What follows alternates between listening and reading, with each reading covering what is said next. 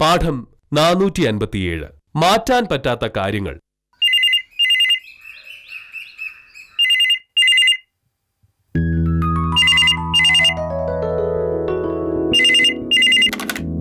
Hello, അതെ ഭാമയാണ്. ആ വിദ്യ, എന്തൊക്കെയുണ്ട് വിശേഷം?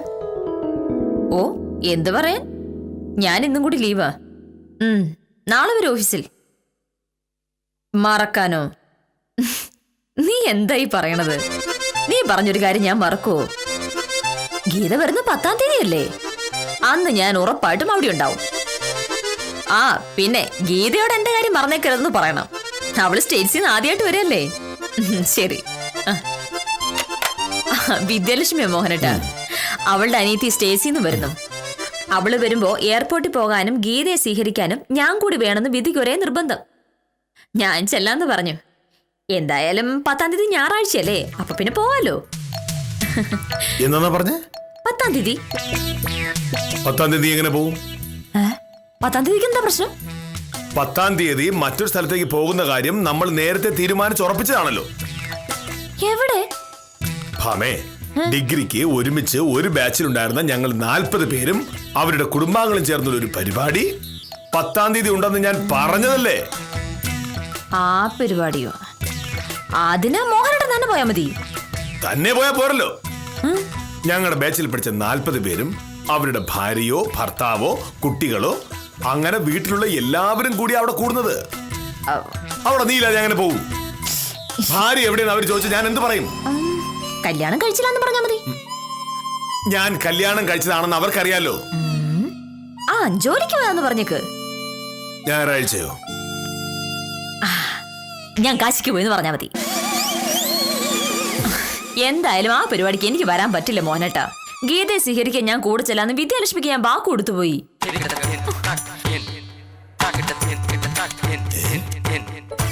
ആഹാ,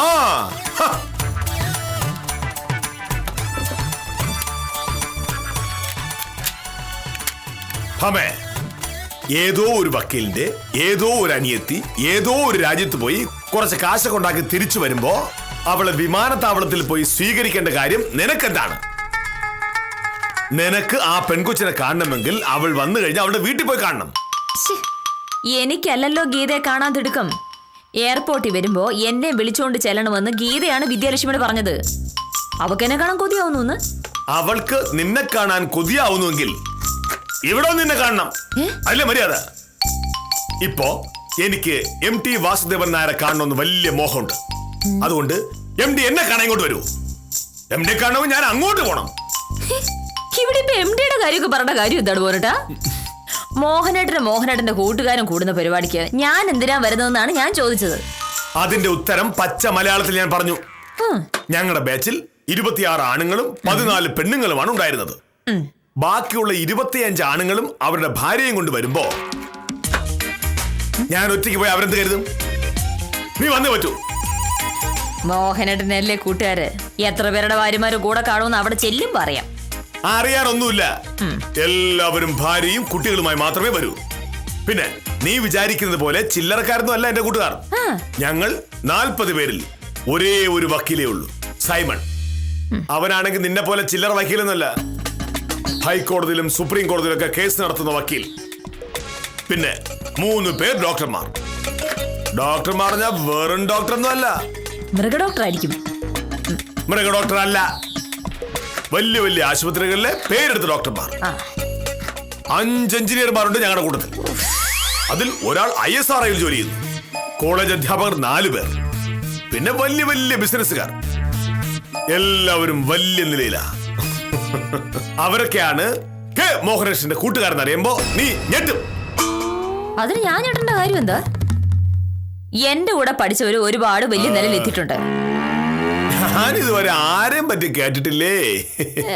അവരൊക്കെ കേസില്ല വക്കീലന്മാരായി തെക്കോടെ കടക്കുന്നുണ്ടാവും. ശരി, സമ്മതിച്ചു.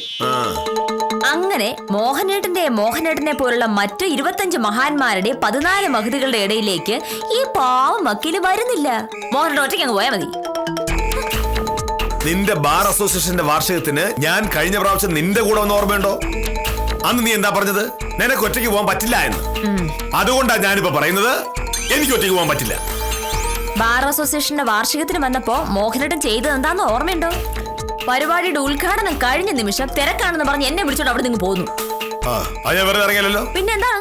അവിടെ ഉണ്ടായിരുന്നതിൽ പകുതി വക്കീലന്മാർക്കും കാലിൽ നിൽക്കാൻ വേണ്ട അവസ്ഥയായിരുന്നു. ഒക്കെ വെള്ളം. അത്തരം മദ്യപാനികളുടെ ഇടയിൽ ചിരിച്ചോണ്ടിരിക്കാൻ എനിക്ക് പറ്റില്ല. സത്യം പറഞ്ഞ ബാർ അസോസിയേഷൻ എന്ന പേരിന്റെ അർത്ഥം എനിക്ക് അന്നാണ് മനസ്സിലായത്. നീ ഞങ്ങളുടെ പരിപാടിക്ക് വന്നു നോക്ക്. ഒരാളും ഒരു തുള്ളി മദ്യം പോലും കഴിക്കില്ല. മാന്യമായി അന്തസ്സായി യോഗ നടത്തി പിരിയും. അങ്ങനെയാണ് യോഗ്യന്മാർ ചെയ്യുന്നത്. മോഹനേട്ടൻ നീ എന്തൊക്കെ പറഞ്ഞാലും ആ പരിപാടിക്ക് ഞാൻ വരുന്നില്ല. ഞാൻ വിദ്യാലക്ഷ്മിയോട് എന്തായാലും പോവും. ഉത്തമൻ വന്നിട്ടുണ്ട്. യോഗത്തിന് ഒറ്റയ്ക്ക് പോകാൻ മടിയാണെങ്കിൽ ഉത്തമനെ കൂടെ കൂട്ടിക്കോ. ഉത്തമനാകുമ്പോ ഈ കൊമ്പത്തെ എഞ്ചിനീയർമാരെയും ഡോക്ടർമാരെയും ഒന്നും കണ്ടിട്ടുണ്ടാവില്ല. വലിയ സന്തോഷവും. ഞാൻ പരിപാടിക്ക് പോകും. നീ എന്റെ കൂടെ ഉണ്ടാവുകയും ചെയ്യും.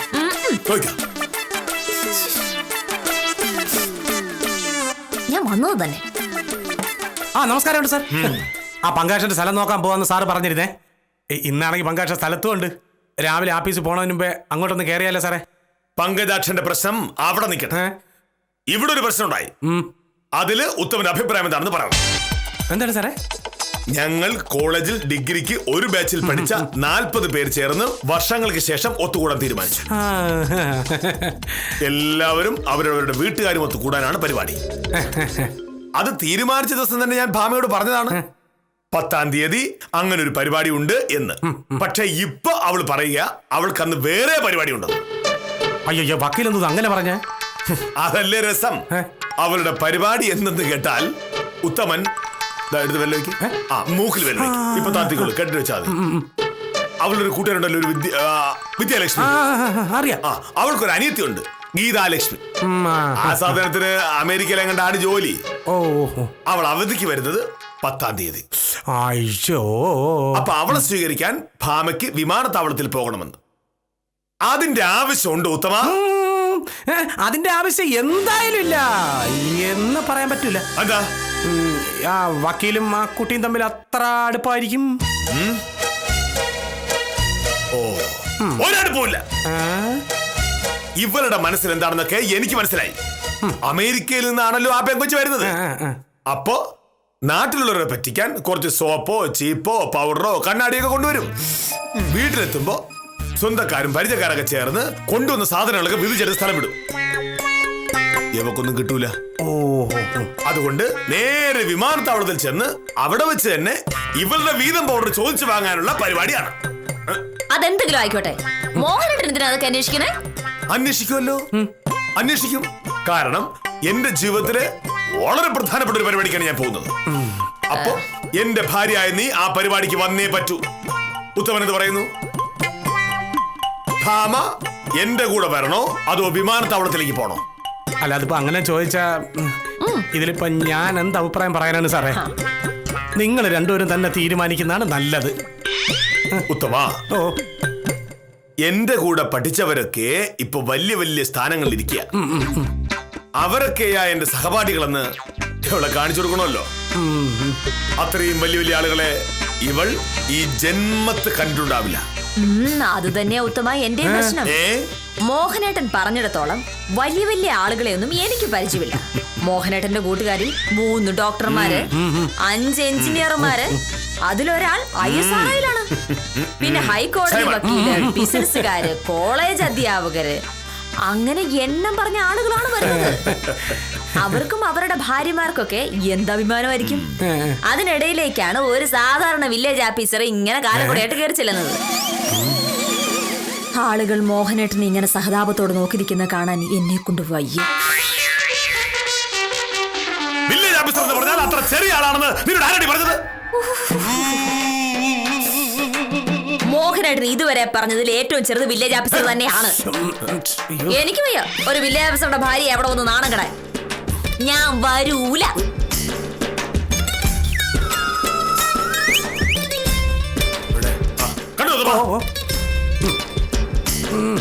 ഇത് അഹങ്കാരമല്ലാതെ വേറെന്താണ്? സാറേ, പിന്നെ എനിക്ക് നിങ്ങളെ രണ്ടുപേരെ 4-5 കൊല്ലമായിട്ട് അറിയാം. അത് വെച്ച് ഞാൻ പറയുകയാണ്, വഴക്കുണ്ടാക്കിയോ വിരട്ടിയോ വക്കീലിനെ ആ പരിപാടിക്ക് കൊണ്ടുപോകാമെന്ന് സാറ് കരുതരുത്. സാറേ, മയത്തിന് എന്തെങ്കിലുമൊക്കെ പറഞ്ഞ് സമ്മതിപ്പിക്കുകയേ വഴിയുള്ളൂ. ബാക്കി എല്ലാവരും കുടുംബമായിട്ട് പോകുമ്പോൾ സാറ് മാത്രം ഇങ്ങനെ ഒറ്റയ്ക്ക് കയറി ചെല്ലുമ്പോഴേ പോകുന്നത് സാറിന്റെ മാനമായിരിക്കും. ആ, അപ്പൊ പങ്കേഷന്റെ കാര്യം ഇതിന്റെ ഇടയ്ക്ക്. ഞാൻ വരാം. ആ, ഉത്തോപ്പിക്കോ. ശരി ശരി ശരി ശരി സാറേ.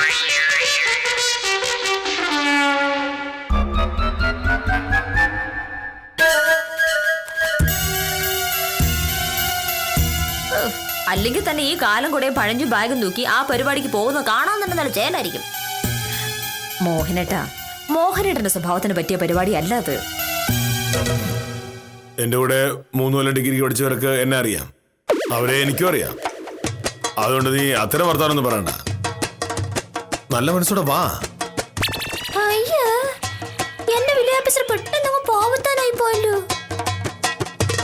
ഇത് സ്വന്തം ഇഷ്ടപ്രകാരമുള്ള മാറ്റമല്ലാന്ന് എനിക്ക് അറിയാം. ഉത്തമം പറഞ്ഞത് ഐഡിയ ആയിരിക്കുമല്ലേ? അപ്പൊ നീ വരില്ലെന്ന് ഉറപ്പാണോ? ഞാൻ വേറൊന്നും കൊണ്ട് പറഞ്ഞതല്ല മോഹനേട്ടാ. ഗീത പരീക്ഷയ്ക്ക് പഠിക്കുമ്പോ രാത്രി ഉറക്കളച്ചിരുന്ന് പഠിപ്പിച്ചത് ഞാനാ. അവക്ക് എന്നോട് വലിയ സ്നേഹവും ബഹുമാനവും ഒക്കെയാ. അങ്ങനെ ഒരാൾ നാട്ടിൽ തിരിച്ചെത്തുമ്പോൾ എന്നെ കാണണമെന്ന് ആഗ്രഹിക്കുന്ന ഒരു തെറ്റാണോ? പക്ഷെ നീ എന്റെ കൂടെ ഒന്നില്ലെങ്കിൽ ഞാൻ എന്ത് സമാധാനം പറയും? ഒരു കാര്യം ചെയ്യും, എനിക്ക് പനിയാണെന്ന് പറഞ്ഞാൽ മതി. അപ്പൊ നീ വരില്ലെന്ന് തീരുമാനിച്ചു? വേറെ വഴിയില്ലാഞ്ഞിട്ടാ. ശരി, ഇനി നിനക്ക് ഇതുപോലെ ആവശ്യം വരും. അന്ന് ഞാൻ എന്താ പറയാൻ പോകുന്നത് നീ നോക്കിയോ. നിന്റെ ബാർ അസോസിയേഷന്റെ വാർഷികം ഇക്കൊല്ലം വരുമല്ലോ. അന്ന് മോഹനേട്ട കൂടെ വന്നില്ലെങ്കിൽ എന്റെ മാനം പോകും എന്നൊക്കെ നീ പറഞ്ഞു നോക്ക്. അന്ന് ഞാൻ പറയും ഞാൻ ചത്തുപോയി എന്ന് നിന്റെ ആ കുടുംബടുത്ത് പറയാം. അഹങ്കാരി. പോണോ? ഞാൻ ഇറങ്ങുന്നു.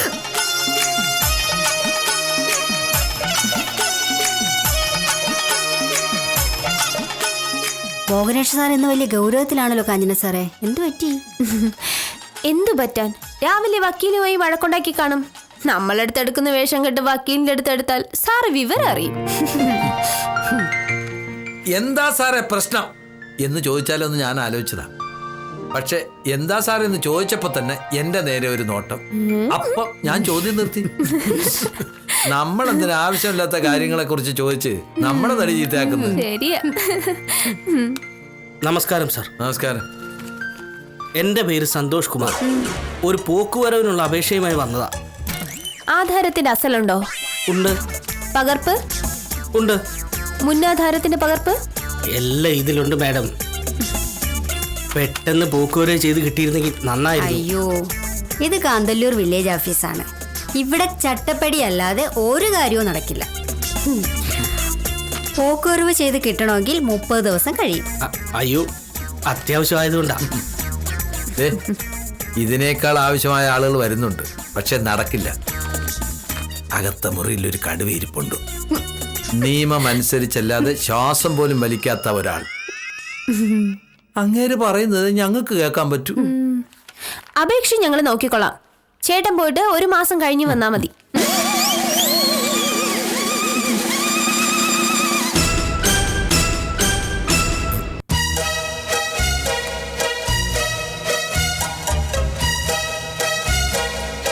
ഇത് സന്തോഷ് കുമാറല്ലേ? അളിയ മോഹനേഷ്, എടാ നീയാണ് ഇവിടുത്തെ വില്ലേജ് ഓഫീസർ?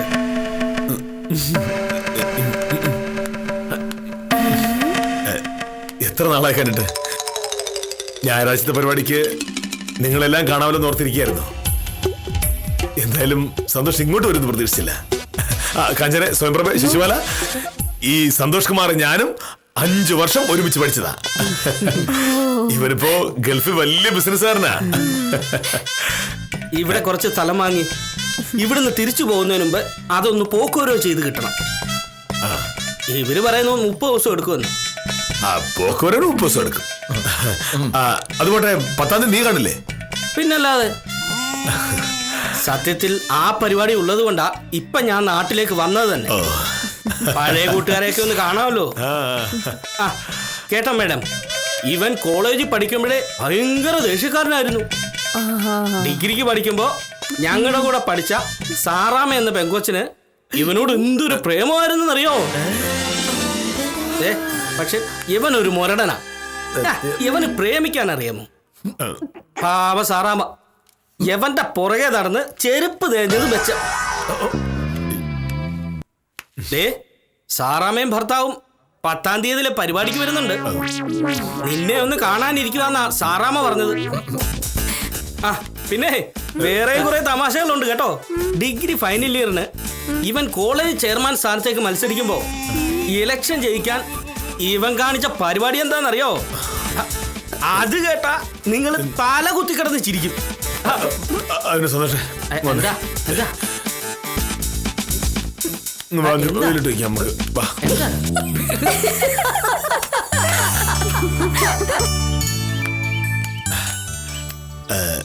സന്തോഷേ, പറഞ്ഞു വരുമ്പോ നമ്മൾ വലിയ കൂട്ടുകാരാ.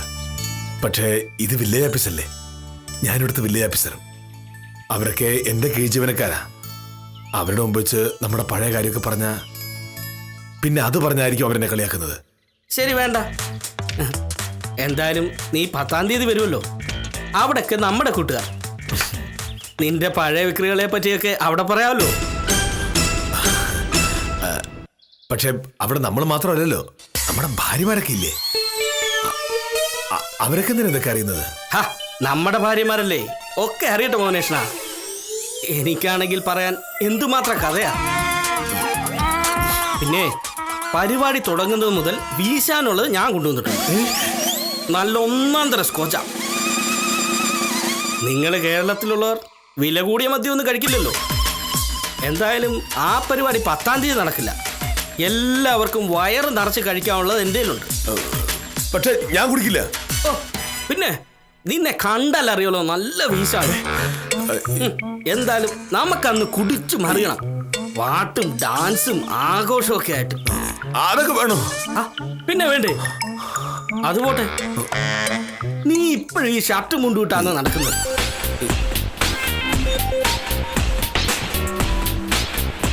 എന്താ?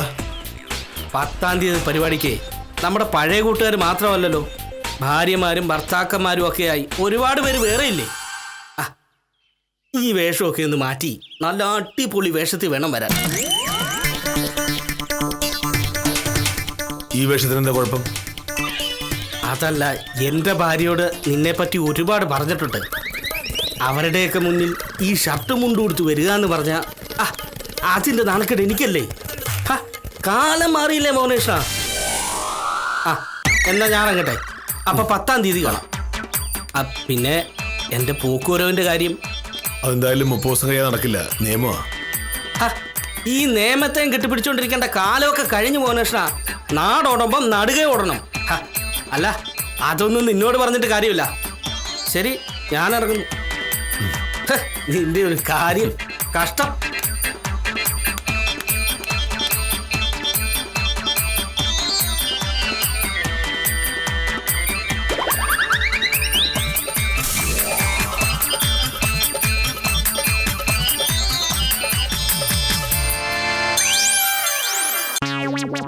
അമ്മേ,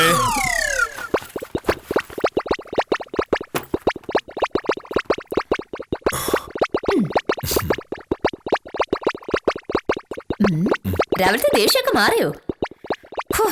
എന്തൊരു ദേഷ്യായിരുന്നത്. അതേ, ഉച്ചകഴിഞ്ഞ് ഞാൻ വിദ്യാലക്ഷ്മി വിളിച്ചിരുന്നു. മോഹനേട്ടന്റെ പരിപാടിയുടെ കാര്യം പറഞ്ഞു.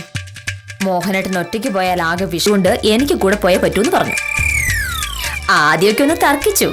പക്ഷെ ഞാൻ പറഞ്ഞു, എന്റെ മോഹനേട്ടന് സങ്കടം വരുന്ന ഒരു കാര്യവും ഞാൻ ചെയ്യില്ല. അതുകൊണ്ട് ഗീതയെ കാണുന്നൊക്കെ പിന്നെ ആവാന്ന്. അല്ല അല്ല അങ്ങനെ പറഞ്ഞാൽ എങ്ങനെയാ? ഈ വിദ്യാലക്ഷ്മിയുടെ കൂടെ ചെല്ലാമെന്ന് നീ വാക്ക് പറഞ്ഞല്ലേ? ആണുങ്ങൾ വാക്ക് പറഞ്ഞാൽ വാക്കായിരിക്കണം. ഞാൻ പെണ്ണല്ലേ? ആണായാലും പെണ്ണായാലും വാക്ക് പറഞ്ഞാൽ മാറാൻ പറ്റില്ല. പക്ഷേ എന്റെ മോഹനേട്ടന്റെ സന്തോഷത്തിന് വേണ്ടി വാക്ക് മാറ്റുന്നതിൽ ഒരു കുഴപ്പമില്ല. അല്ല അത് വേണ്ട, നീ ഗീതയെ സ്വീകരിക്കാൻ പോകുന്നതിൽ എനിക്ക് വിഷമമൊന്നുമില്ല. അല്ല ഇത് തന്നെ 2 വർഷം അമേരിക്ക കിടന്ന് കഷ്ടപ്പെട്ട് വരുന്നല്ലേ? അവൾക്ക് നിന്നെ കാണാൻ അത്ര കൊതിയാണെങ്കിൽ നീ പോകാറുണ്ട് എങ്ങനെ? ഞാൻ വരില്ല എന്ന് പറയുകയും ചെയ്തു. വിദ്യാലക്ഷ്മി അത് സമ്മതിക്കുകയും ചെയ്തു മോനട്ടാ. ഇനി അത് ഓർത്ത് മോഹനോട് വിഷമിക്കണ്ട. 10-ാം തീയതി നമ്മൾ ഒരുമിച്ച് മോഹനേട്ടന്റെ പഴയ കൂട്ടുകാരെ കാണാൻ പോകുന്നു. അല്ല, ആ പരിപാടിക്ക് ഞാൻ ഒറ്റയ്ക്ക് പോയിക്കോളാം. നീ വന്ന് ശരിയാവില്ല. അതെന്താ ശരിയാവാത്തത്? എല്ലാരും കുടുംബമായിട്ടല്ലേ വരുന്നത്? അതുകൊണ്ടല്ല, അവരൊക്കെ വലിയ ഡോക്ടർമാരും എഞ്ചിനീയർമാരൊക്കെ അല്ലേ, വലിയ അഹങ്കാരികളായിരിക്കും. ചിലപ്പോ നിന്നെ അവർ മൈൻഡ് ചെയ്യില്ലെന്നും വരും. അവരെന്നെ മൈൻഡ് ചെയ്യണമെന്ന് എനിക്ക് ഒരു നിർബന്ധവും ഇല്ല. എന്നെ എന്റെ വില്ലേജ് ഓഫീസർ മൈൻഡ് ചെയ്താൽ ഞാൻ ഹാപ്പിയാവും. അതല്ല ഭാമേ, ഞങ്ങൾ ഡിഗ്രി പഠിച്ചിരുന്നപ്പോ കല്യാണം കഴിച്ചില്ലായിരുന്നല്ലോ.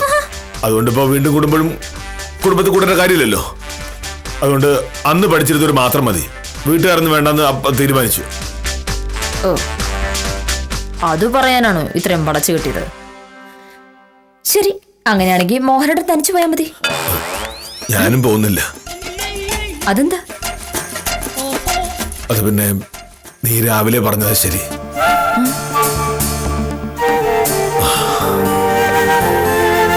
ഞാൻ ഈ കാലം കൂടെയും പഴഞ്ചൻ ബാഗായിട്ടൊക്കെ ചെന്നാ അവർക്ക് ചിലപ്പോൾ തമാശയായിരിക്കും. എനിക്കാണെങ്കിൽ ഇത്തരം ശീലങ്ങൾ മാറ്റാനും പറ്റില്ല. അതുകൊണ്ട് നമുക്ക് പറ്റാത്തടത്ത് പോകാതിരിക്കുന്നില്ല നല്ലത്. എനിക്ക് മനസ്സിലായി. അങ്ങനെയാണ് എന്റെ മോഹനായിട്ട് പോകണ്ട. നമുക്ക് രണ്ടുപേർക്കും കൂടി അടുത്ത ഞായറാഴ്ച ഇവിടെ ആഘോഷിക്കാം. ഈ കാലം കൊടയും ഈ പഴഞ്ചൻ ബാഗും പിന്നെ വില്ലേജ് ഓഫീസറുടെ വാശിയൊന്നും എനിക്കൊരിക്കലും ഒരു തമാശയാവില്ല. മോഹനേട്ടന്റെ ഇത്തരം ഒരു ശീലം മാറ്റുകയും വേണ്ട.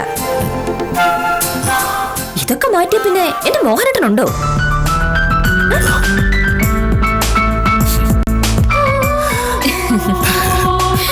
മോഹനകൃഷ്ണൻ ഇങ്ങനെയൊക്കെയാണ്.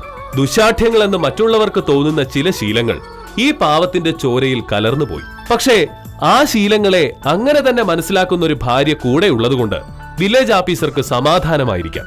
പരസ്പരം മനസ്സിലാക്കുന്ന ഈ ദമ്പതികൾക്ക് ആശംസകൾ അർപ്പിച്ച് ഇന്നത്തേക്ക് വിടാം.